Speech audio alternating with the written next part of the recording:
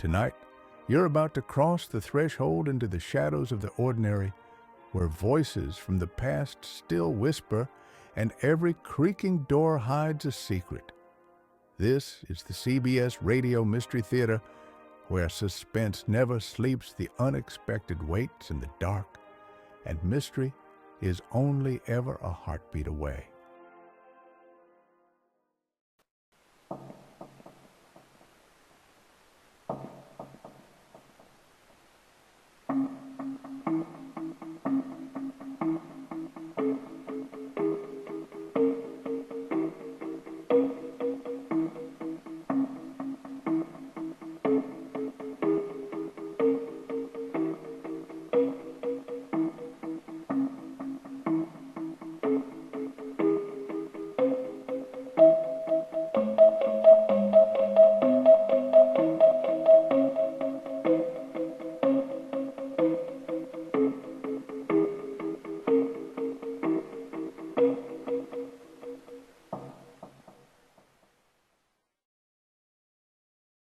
The CBS Radio Mystery Theater presents...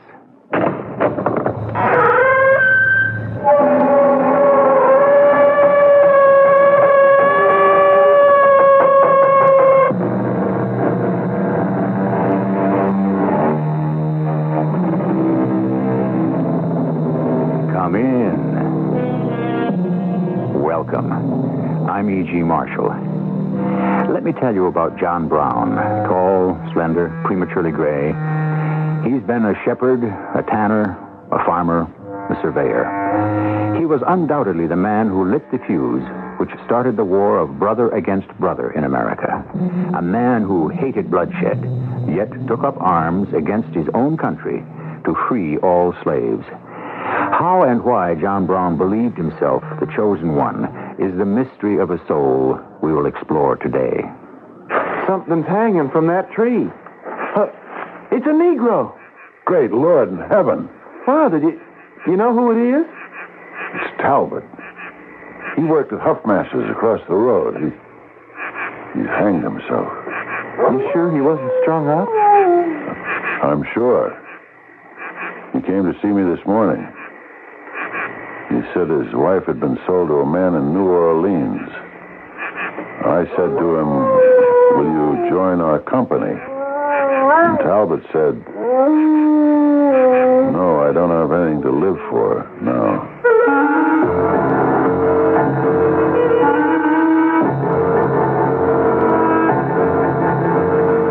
Our drama, But with Blood, was written especially for the Mystery Theater by James Agate Jr.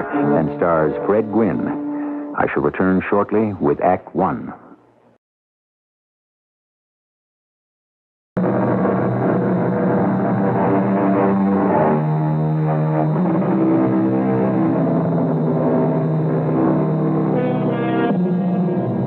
It is just before dawn. The Civil War hasn't started yet, but it will. John Brown and his fellow abolitionists and some 30 hostages he has taken are holed up in the fire engine house at Harper's Ferry. Colonel Robert E. Lee, the Marines, the militia, troops from Charlestown, Martinsburg, Shepherdstown, and Fredericksburg surround the brick building. Inside, the man whose only aim in life is to free the slaves calmly commands his handful of men. Down! Heads out of sight. A quick look from your window. If they fire, return the shot. Or if someone's taking aim, pick them off. Thompson, keep low till you're loaded and ready.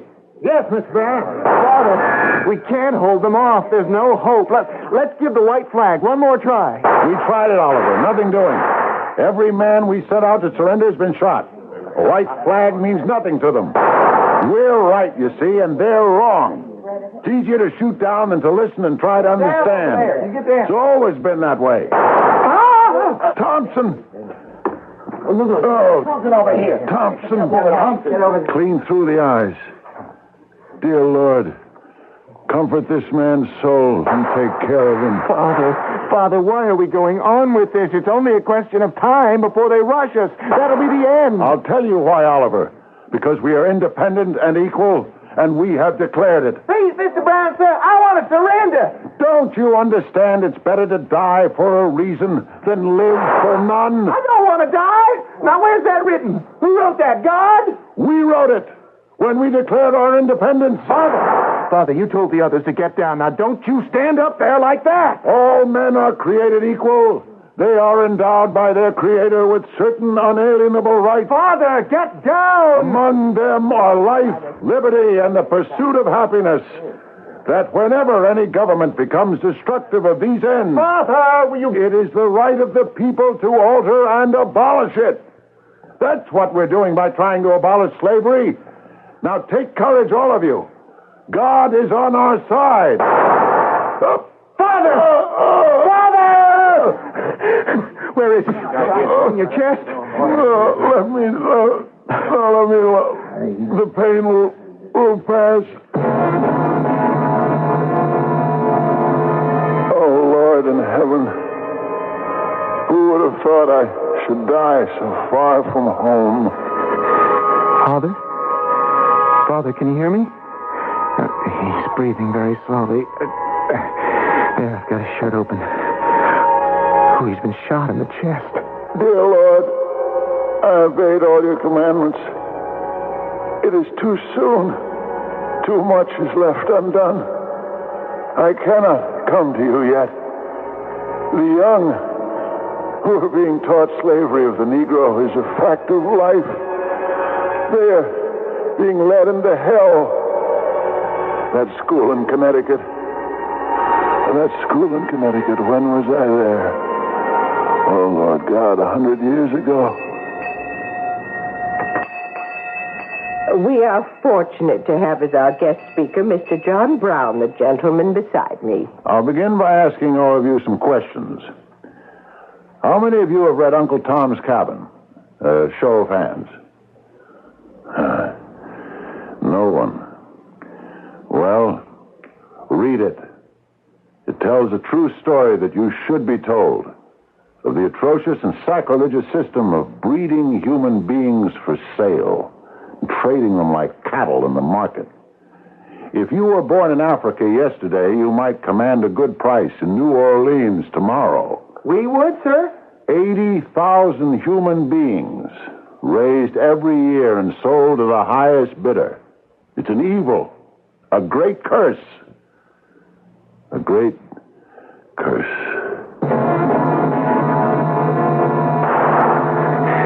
Father, it's Oliver. Oh, and I think the wound in his chest has stopped bleeding. Father, can you hear me? It's me, your son, Oliver. Is that you, Oliver? Who is that? The militia has spread men all around the firehouse. Father, I'm going out with a flag of truce before we're all killed. Force is not the way to end slavery. Fire with fire. Force is the only way. You remember? Remember Mary Ann. You were the strong one. John, what is it? Why don't you finish your dinner? I'm just thinking, Mary Ann. You used to like my bacon and cabbage. What are you thinking about? To everything there is a season. Oh, Father, not the Bible when we're eating. Oliver, you behave yourself. A time to be born, time to die, time to plant, time to pluck up that which is planted. Oliver, that's from the Ecclesiastes. Yes, we know that, Mother. Oh, and Jason, and you too, Oliver. You pay attention to your father. Time to weep and a time to laugh, a time to love, a time to hate, a time of peace, and a time of war. What do you mean, John? Well, Father means there'll be a war between those who hate slavery and those who'd keep it. No, Oliver. Not a war to be fought by someone else, but a force of arms to be used by me, and you, my sons, their wives, and my Mary Ann. Push aside your chairs from the table and kneel with me. Mary Ann, you know what is in my heart. Will you lead the vows? We are all bound by a sacred oath to secrecy and to devotion to the purpose of fighting slavery by force and arms. Amen. Amen. Owen, I've bound up Father's wound, but I can't bring him out of his faint. Sometimes his eyelids flicker. That is why I am calling a halt to this insanity. He mustn't die. I can hear, Oliver, my son, but I cannot speak. My lips won't move. Nothing moves. I'm paralyzed. Father, do you hear me? I'm putting a stop to this. I can't let you lie here, your life ebbing away. Ebbing away. Marianne, who would have thought I would die so far from home? When did the harsh words between us begin? It was your fear that spoke, not your heart. Do you remember Kansas, Marianne? We should never have come here, John. Kansas is closer to hell than I want to be. How is our little boy feeling now? John Jr. is so brave. Yes, he is, my dear. Who could have done such a thing to a 6-year-old? Cowards don't care. They'd kick a kitten. When little Johnny walked in that door, his eyes swollen, his lips cut, holding on to that wretched piece of paper. I hate it here in Kansas, John. I hate it. What liar was it who said this is a free country? If you don't think as they do, believe what they believe, they attack you. We must stay here and fight it out, Mary, so that someday it is a free country. We mustn't be intimidated by those who hate us because we preach against slavery. Is John Jr. sleeping? I don't think he is. He's in too much pain. A little tyke. Oh. But just the same, I think he's proud to have stood up to those bullies and told them, yes, the whole Brown family is dead set against slavery. What does it say on that piece of paper they gave him? It doesn't matter. It's all illegal. John, don't put me off. It's been torn from the legislature's code of punishments. Go on. Any person, by speaking or writing, who asserts or maintains that persons do not have the right to hold slaves in this territory, and so on and so on. John, those ruffians whipped our boy to make us read this, and I want to know what it says. All of it. Any denial of the right of persons to hold slaves in this territory, such persons shall be deemed guilty of felony, punished by imprisonment at hard labor for a term not less than 5 years. I can't believe it. To pass such a law, to take a 6-year-old boy and beat him up for that? No. I don't think I can stand this much longer. You can and you will, Mary. What is going to happen? There will be a war here. I must find ways to fight back. Will it ever end? Yes. The way it began was spilled blood. Tell Oliver to come in here with pen and ink. I wish to dictate some important notes. And if John Jr. is asleep, kiss him for me. If he's awake, tell him I'm very proud of him. I'm ready to write down what you tell me, Father. This book I've been reading, The Life of the Duke of Wellington, is a great help. The section on the Spanish guerrillas, how they held off the enemy. Spanish guerrillas. Got that? On page 196, important instructions on discipline. Uh-huh. On page 235, descriptions of the mountainous Spanish countryside. That is exactly what we have to look for. Countryside. Yes? Look for deep and narrow ravines where 300 men could check an army. Underline army. Do you know any places over here where we could do that? And write down, select from Harper's Ferry, Virginia, Little Rock, Arkansas, San Antonio, Texas, Augusta, Georgia, and St. Louis. We have to get in there, Oliver. Capture the slaves held there. Or better yet, arm them so they can rise up and escape to the north. Have you been to these places yourself, Father? Most of them. But it's military action I'm weak on. I'm going to go see Danny Woodruff. He was a colonel in the War of 1812. We've known each other for years. He's an old friend. I'm not a soldier. He is. He could help. Danny, if you don't want to help me, I'll understand. But you will keep this a secret. Well, I'm just as much against slavery as anybody else, John. You can say what you want. I won't betray you. I know that. Do you agree, Danny, that the best place to attack would be Harper's Ferry? Oh, yes. There's a federal arsenal at Harper's Ferry, if that's what you want to know. It's no secret. Here we've talked for almost 2 days, and somehow I don't feel any closer to knowing how to go about this than when I walked in that door. John, I am not going to teach you how to overthrow the U.S. government. That's not what I'm asking. Just that you be aware of our cause. So, here's the plan. A, attack the arsenal at Harper's Ferry. B, that would frighten the state of Virginia, which would pass along the word to the other states. Slavery is a hot potato.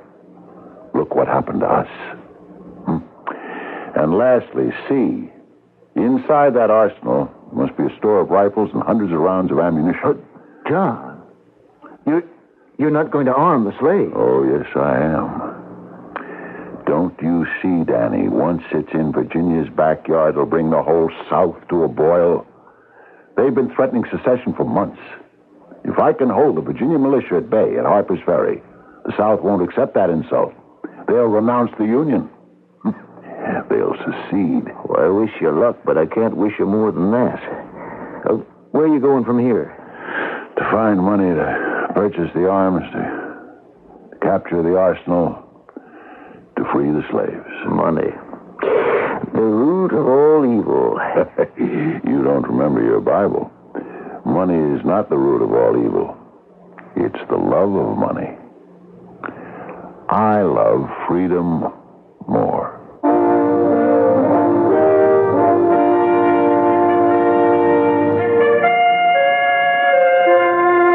We don't have to look further than today's headlines to read about those who take the law into their own hands. Today, we admit the righteousness of John Brown. Is it because we have become more humane?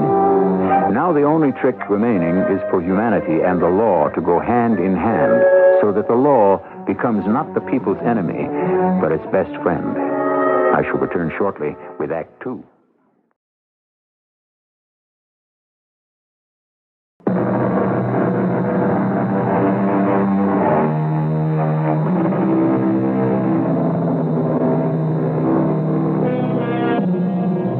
We're trying to unravel the skeins that have woven the pattern of life of John Brown. We know he is God-fearing and God-loving. We know he became obsessed with the ambition to put an end to slavery. It is now June of 1859, about the time he decided to go underground and to change his very name. You see the need for it, don't you, Oliver? Well, I think so, Father, because of the danger. Because there must not be danger. Our reputation in Kansas must not be known in Virginia. So, it's definite then? Harper's Ferry, yes. John Henry Kagi endorses it, too. He knows Virginia very well, and he says the town can be taken. It's the plan we worked on? Yes. Hold the town hostage until the North comes to our rescue. Keep making night raids, freeing slaves, then ducking back the arsenal. Do we have enough men to do it? Not yet. Or enough money to buy arms. But I'm hopeful. Well, of course, once we take the arsenal, there'll be plenty of rifles. Do you think our friends up north will see that slavery is something to fight for? How can they avoid it? A war between North and South? A civil war? Is that what you want, Father? We're fighting God's war.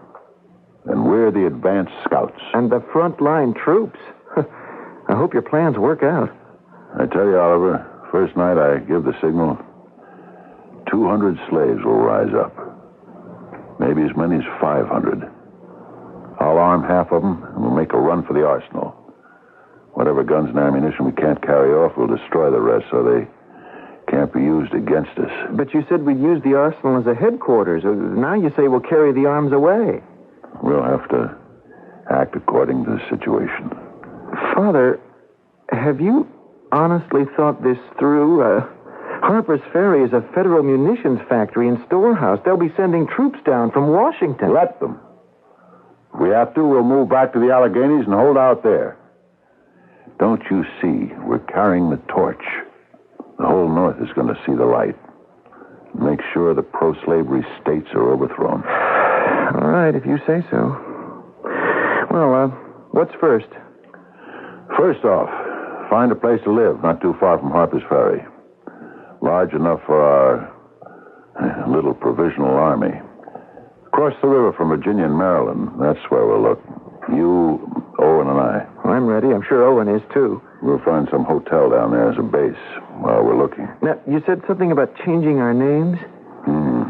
We'll register as I. Smith and Sons. Smith? You couldn't have a plainer name. Could be the name of any man or every man. I guess. I. Smith. It would also do for all men.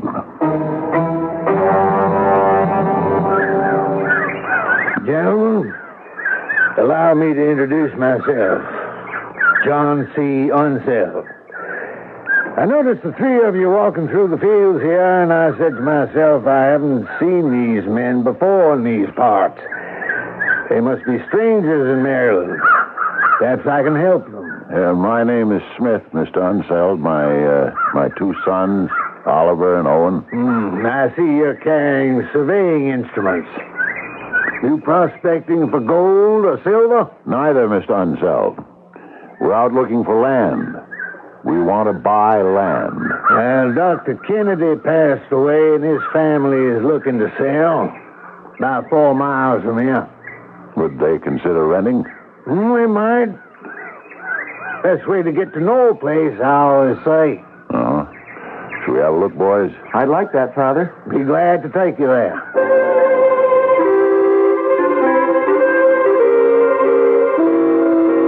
Oliver, there's a problem. Well, don't tell me you've changed your mind about this farm. How can we have our provisional army assemble here, live here, and have our arms and ammunition moved in without causing suspicion? Oh, you mean the neighbors might say, what are all those men doing down at the Kennedy farm? We'll have to keep them hidden. Most of them. We have got to look like there are real families living here. That means we've got to get our women here. I've written this letter to Mary Ann, and I want you to go home to North Elba and personally see she gets it. Martha will come, too. Now, that'll be 2 women, Mother and my wife. Besides, they can cook and keep house for all of us, so we look like a big family, not an army.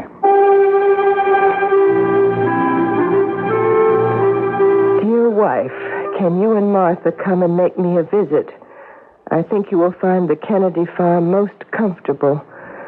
I find I must have women of my own family with us for a short time.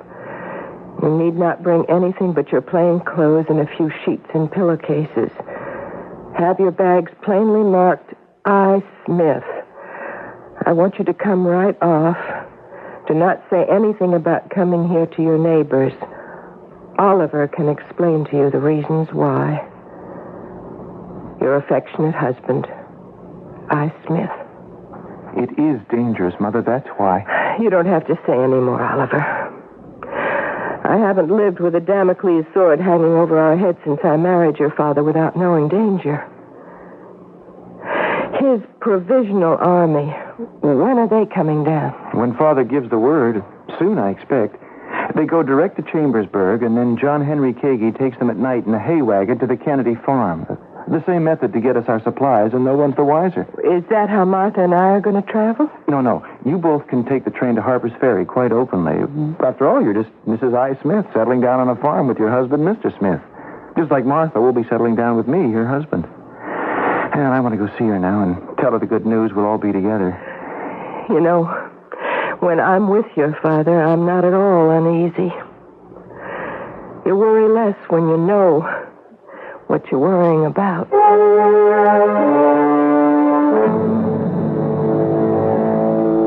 What are we waiting for, John? More money, more arms, more men. 15 cases of ammunition came yesterday. Not enough. How many make up our army, Marianne? 21. Yeah. 16 white and 5 Negroes. And we have to leave Owen and 2 more here to keep supplies coming when we're in Harper's Ferry. That leaves 18 and myself. Is that enough to take an arsenal? John, I've been meaning to talk to you about that. Please don't do it. Don't try to storm that armory. It would be fatal. Give up taking the armory for what? It's an attack on the federal government. It'll put the whole country against us. Why have you left it till now to say this? We planned this in North Elba months ago. You were going to have 200 men, 500. Even so, John, you are going into a steel trap. You get into that arsenal, and you will never get out alive. Don't do it. There must be some other way. Marianne, there is no other way. I recruited in Canada. Promises. Where are those men? Where are those who gave me their word in Ohio? In Pennsylvania? All promised to be at my side. I know there aren't enough, but God will help. I remind myself that with faith, the walls of Jericho came tumbling down. I know that, John, but you are not Joshua. Just a minute. Mr. Brown, I got a letter I want you to see. It's me, Bill Denby. I'd push it under the door.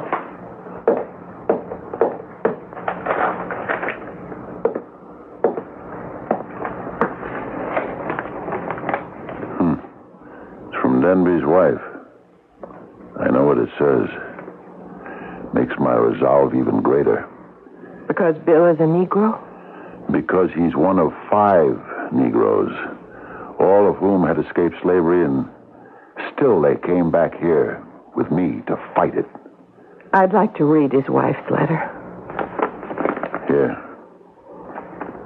My dear husband, now that you are so close to the farm, I pray that this endeavor you and Mr. Brown have come for will make it possible for you to buy me and the baby who has just commenced to crawl. Do it soon, for if you do not get me, somebody else will. My sister Emily was sold yesterday and torn away from her children. Dear husband, come soon. I want to see you so much. That is the one bright hope I have before me. Bill Denby has 7 children. How could I desert him now?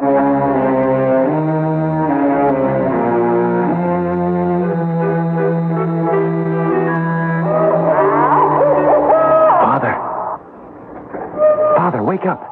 What is it, Oliver? Do you hear that? That? Nothing but an owl. Go back to sleep. It's still dark outside. Father, look. Way off there, toward the hill. There's someone with a lighted torch. He's moving this way, but... Look, there's another torch. It's a second man.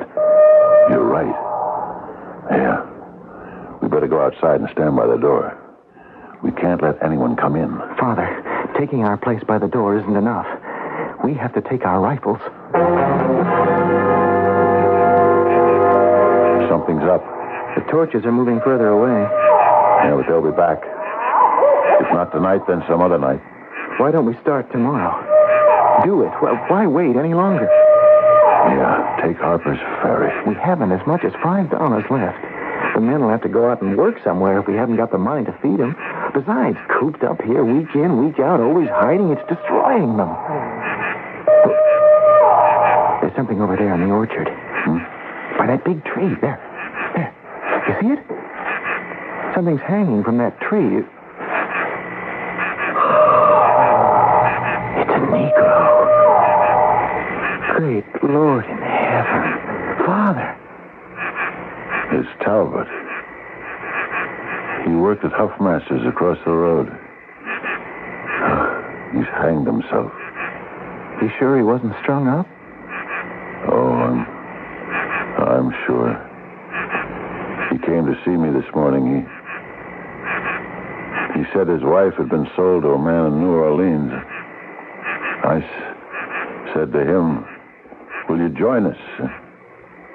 And he said, "No, I don't have anything to live for now."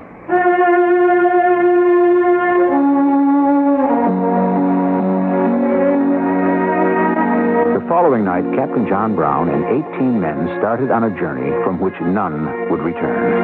As they left, John Brown's son looked back at the farmhouse and said, "If we succeed, someday there will be a United States flag over this farmhouse. If we do not, it will be considered a den of land pirates and thieves." I shall return shortly with Act 3.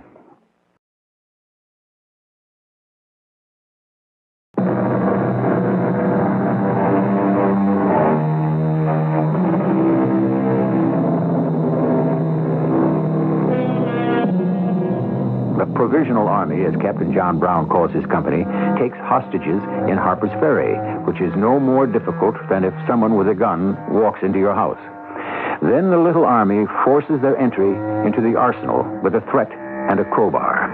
But the plan to occupy mountain positions and make raids on slaveholders never gets off the ground. In hours, government forces surround the fire engine house in which John Brown lies wounded, dying, as does his cause. We're rats in a trap. Why didn't we leave when we had a chance? We awakened the whole country. Now they're shooting at us like traitors. They are the traitors, Oliver. They've sold their soul to the devil. Father, this is the last box of bullets. Is there any more ammunition? Let them say it's treason. But as Jeremiah has written, at least we have not spoken treason against the Lord. Father, are we committing treason against our country by being here? Certainly. Then there's no fight left in us. Men! Men! Stop! Stop! Don't reload!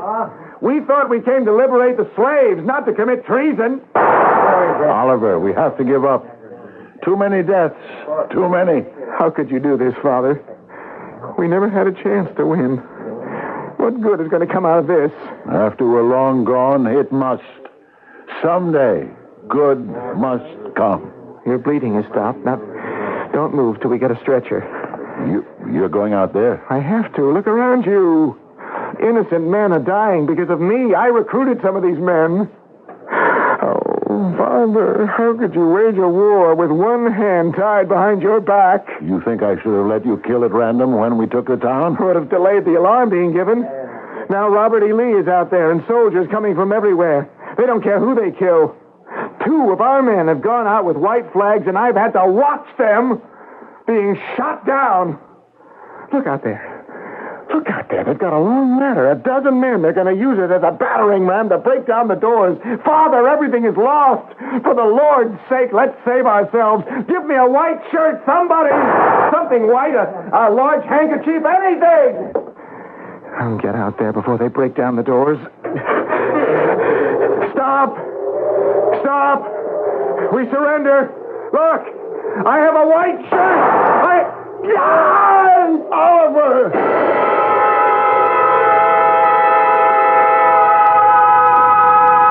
Mr. Brown, I'm Senator Mason of Virginia. I understand you have been looked at by a doctor here at Harper's Ferry, and he says you're well enough to submit to a few questions. Senator. I came as quickly as I could. I received a wire from the president to conduct a preliminary inquiry. Are you comfortable on that, Say it, Senator. Are you comfortable, Mr. Brown, lying in your own bloodied clothes on some straw on the floor of the paymaster's office here in the arsenal? Say it. I shall disregard that from the prisoner. Among the other gentlemen here in this office is Colonel Washington and Governor Wise. And this is Lieutenant Colonel Robert E. Lee, who conducted the assault on the engine house. I was told they sent down Colonel Lee with 4 companies of regular troops to kill off a handful of men. I can understand your bitterness having lost your son. My sons.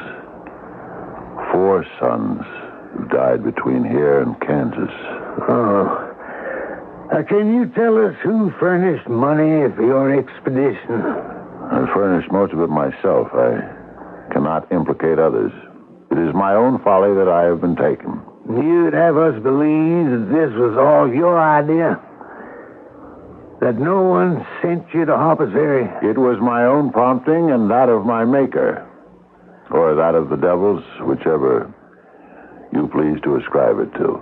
How many are engaged with you in this movement? Any questions that I can honorably answer, I will. Not otherwise.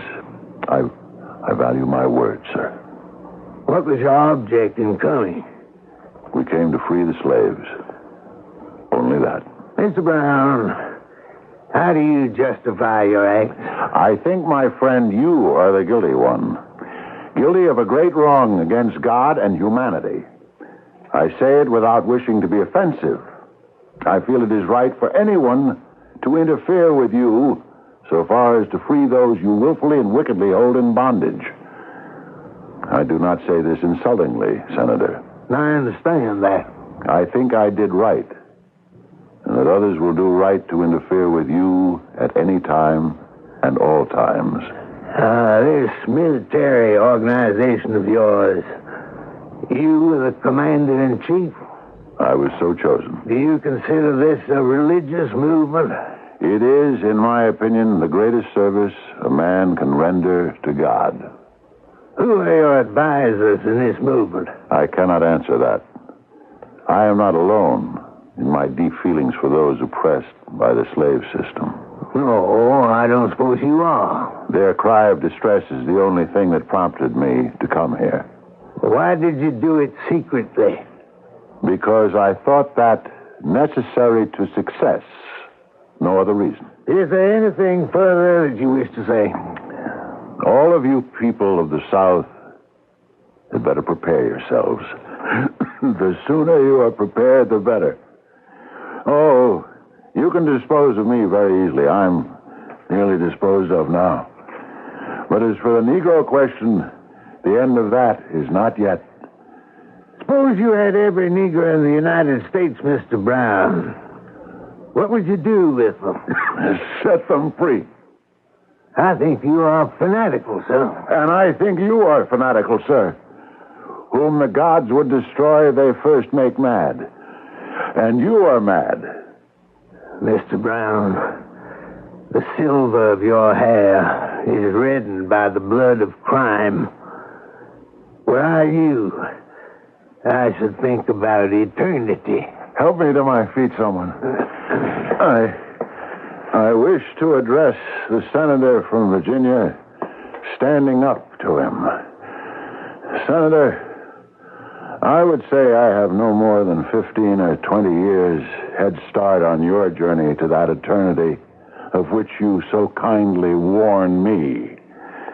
There is an eternity behind us all and an eternity before.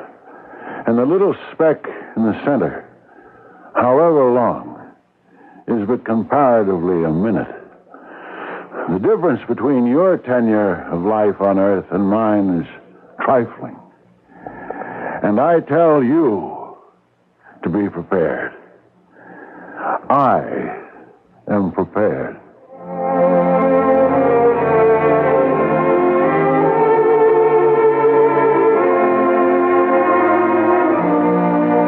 They let me have supper with you tonight, John.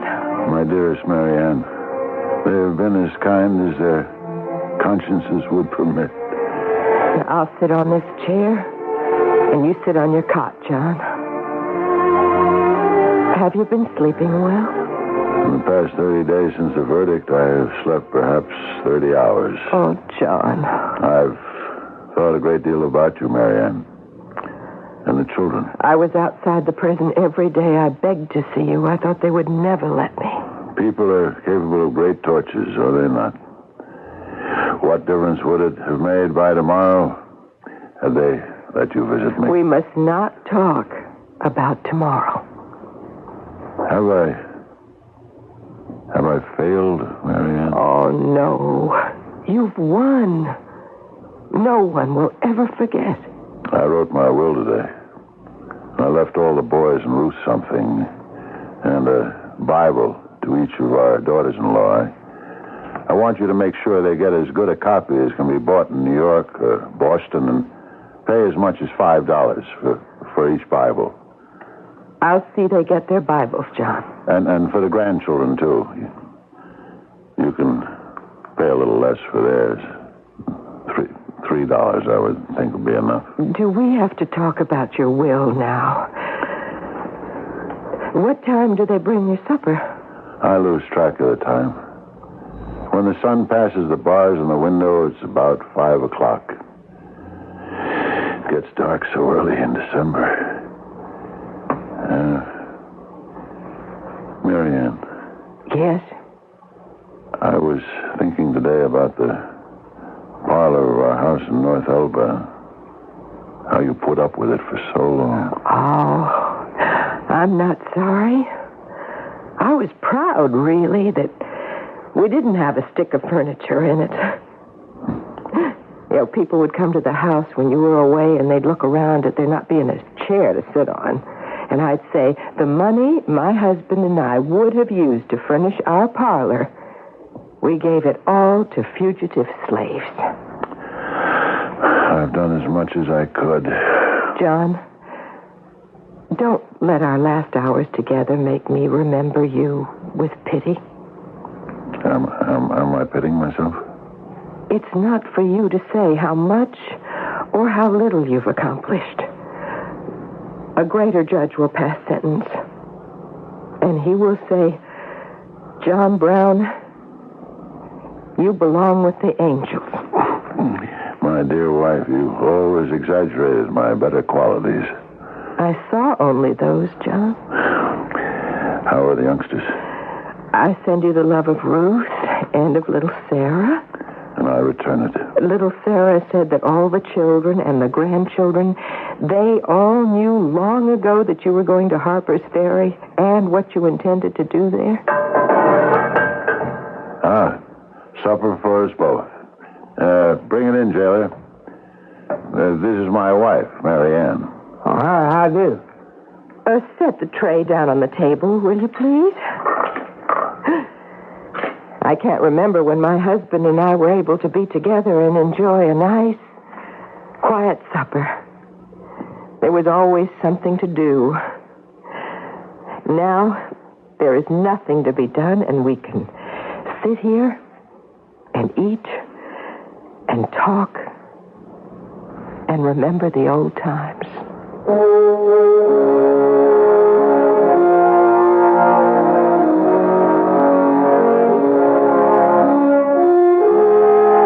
Before he was led away to be hanged, he handed this note to his jailer. I, John Brown, am now quite certain that the crimes of this guilty land will never be purged away, but with blood. I had, as I now think, vainly flattered myself that without very much bloodshed, it might be done. Unquote. I shall return shortly.